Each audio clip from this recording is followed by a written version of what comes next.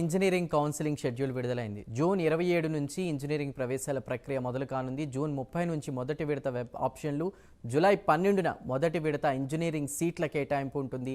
మొత్తం 3 విడతల్లో ఇంజనీరింగ్ ప్రవేశాల ప్రక్రియ జరగనుంది. ఆ తర్వాత జూలై 19 నుంచి ఇంజనీరింగ్ రెండో విడత కౌన్సిలింగ్ ప్రారంభమవుతుంది. జూలై 24న ఇంజనీరింగ్ రెండో విడత సీట్ల కేటాయింపు ఉంటుంది.